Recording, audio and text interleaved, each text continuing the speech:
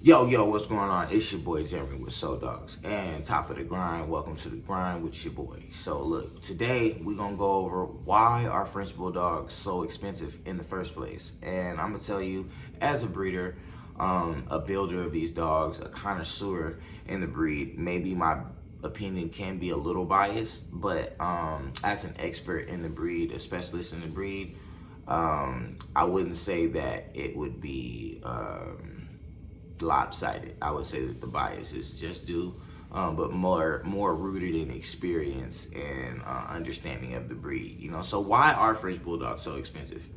One, the dog is bred for companionship and its emotional intelligence. The dog is very intelligent. One, it's probably one of the more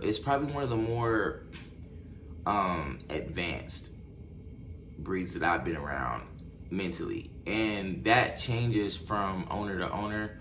So there might be some owners that don't agree with me, but me, I'm a high person of intellect. So, or I have high value of intelligence, whether I'm intelligent all the time or not, but that's something that I value. So I feel like with that consistency coming from me, it shows in my dogs.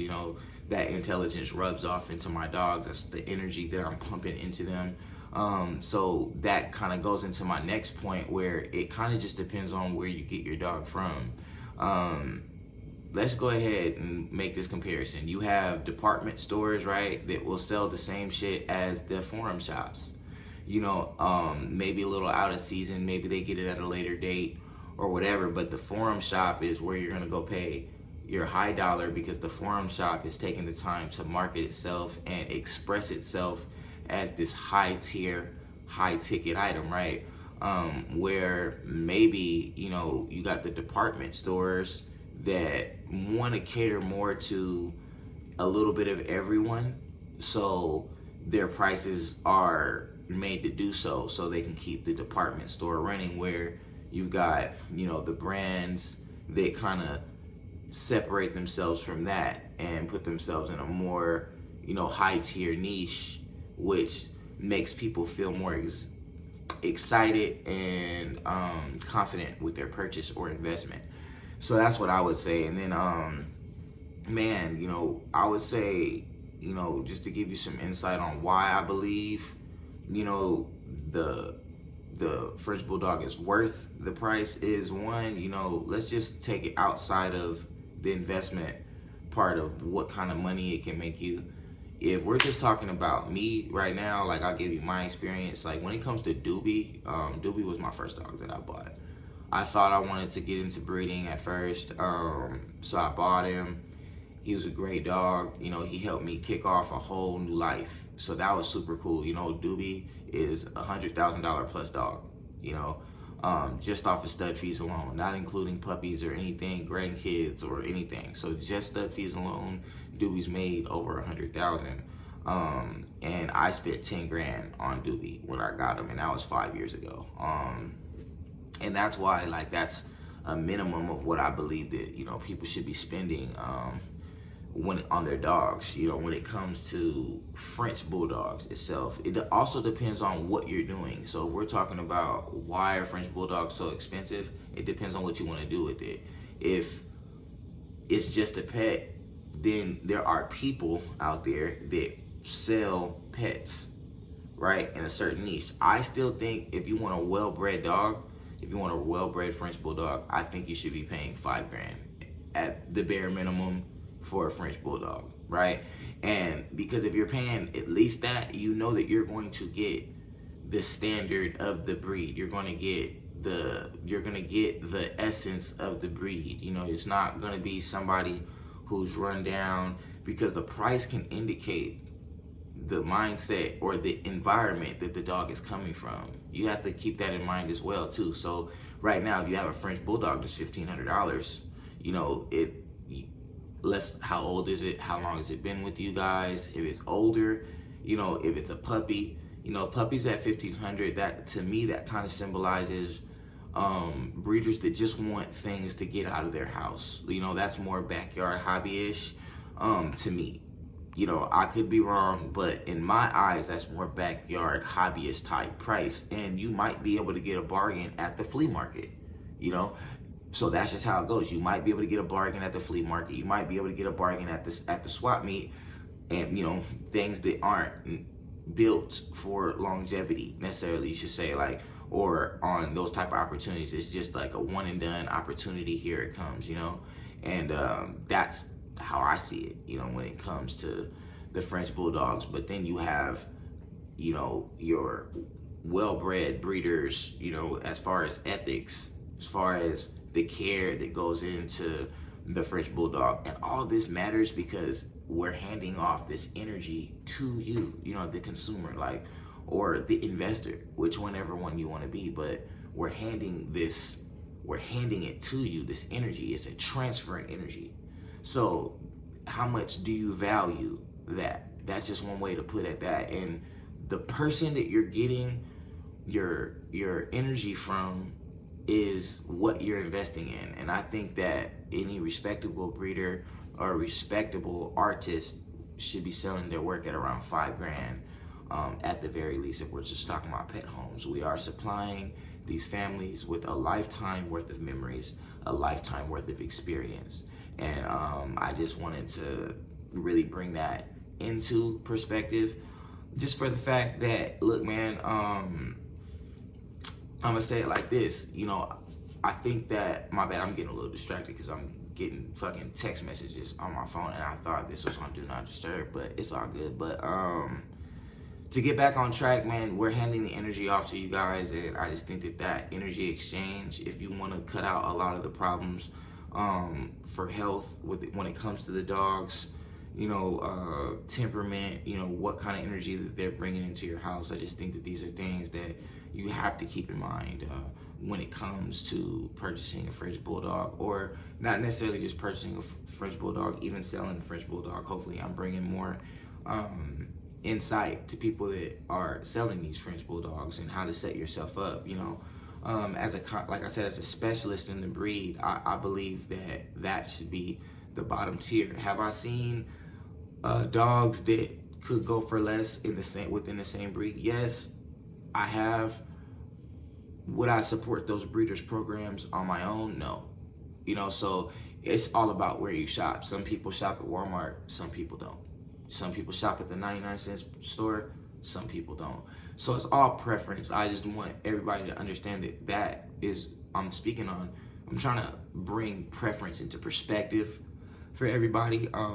Like I said, I may be a little biased, but at the end of the day, I think that's the minimum that you should be spending, on a pet, and that's just going to ensure a lifelong journey, because if you're getting it from someone, you're paying that respectable price, normally that they're running their whole program on a respectable energy. So it's an even exchange. You're getting something that's respectable, that's going to come and reciprocate the energy that you're putting into this person's pocket or into their program. Now they're able to take that energy, and they're about to take the energy and go put it into their other dogs, which helps the other dogs thrive the way they need to, taking less stress off of the breeder himself, right? And allowing the program to grow. But when a person is cutting their prices because they're trying to either meet the demand of the market or whatever, like, because the market is what you make it, and your market is catered to you. But a lot of people will try to look at what everyone else is doing, like monkey see, monkey do type thing, and they like, oh, this person dropped their prices, so they go and they drop their prices out of intimidation or out of fear that they might not be able to move the puppies, XYZ. And I think that all has a lot to do with it.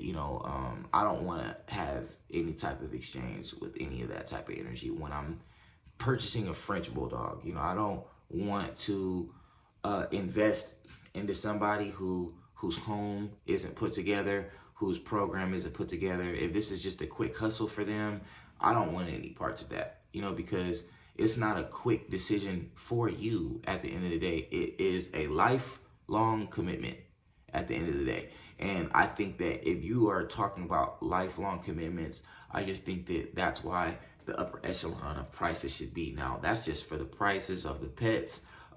If you're talking about investments, we could be talking about 5 figures plus, depending on female or male. And like I said, you know, my stud, my first stud, however, Doobie, which was 5 years ago, you know, he's a 6 figure plus dog at this point. He has produced me, and here oh no, this is Pot Pot right here.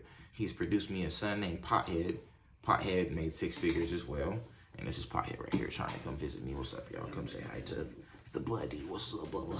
Hi, baby. Say hi to everybody. Yeah. But yeah, man. So, like I said, you know, I think that that's where we should be at. You know, when it comes to prices, there's a lot that goes into it. You know, and when we're talking about investments, you know, I've been fortunate to run my business and see the return. Having some business sense to me. I had to go and learn a lot though, you know, in order to make that money. It's not like you're just gonna hop in and do it. I see a lot of people talking about prices of what they sell their dogs for, and personally, I could never. You know, this shit is hard, you know, at the end of the day. And I'm not gonna say like it's hard as in like, oh, people can't do it. I'm saying it's hard as far as like the dedication. Being dedicated is hard, you know. So I just feel that if you truly want something, I just feel like you should pay respects to it. And that's why I feel like the French Bulldog is so expensive, because there's a lot of work that goes into getting these puppies to you guys, man. These dogs to you guys, getting these memories to you guys, getting these lifelong friends to you guys, these children to you guys, however you want to label it. You know, those nights where you're laying in bed and, you know, the dog comes and lays on your back when you're not in the best mood, or, you know, the heartwarming moments on the road, whatever, you know, all those priceless moments, man. I just don't think that, I don't see why people think that they can, you know, get those type of moments, you know, for anything less. I'm not saying that like you know, I'm not even gonna say another breed's name to try to disrespect the breed. I'll just say that a breed that normally isn't known for being as, you know, expensive, I would say that they can provide the same experience. But like I said, the emotional intelligence of this dog, of this breed itself, is something that I can't even act like it's not there. I love the emotional intelligence of the dog. I love the personalities of these dogs.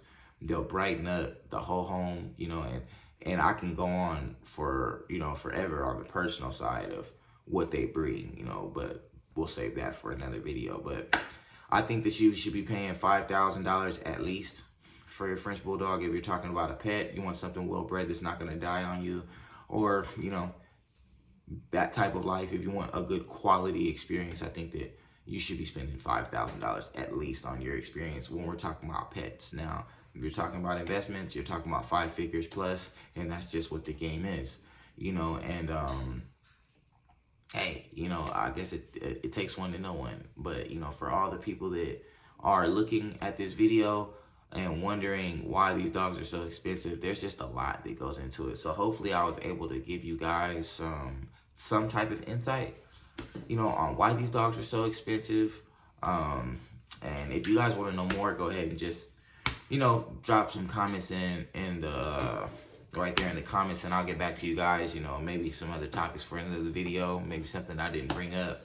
But yeah, I would love to hear what you guys' thoughts are on this. Once again, Jeremy with Soul Dogs. Please hit that like, share, subscribe button for us, man. You know, we're a new channel. We're trying to grow. We're trying to see how it goes out here. And no, I'm not short. I'm sitting on this chair, just in case you guys thought that I was short in the refrigerator, which is disrespectful. All right, cool. So anyway, until next time, I'll catch you guys later. Peace.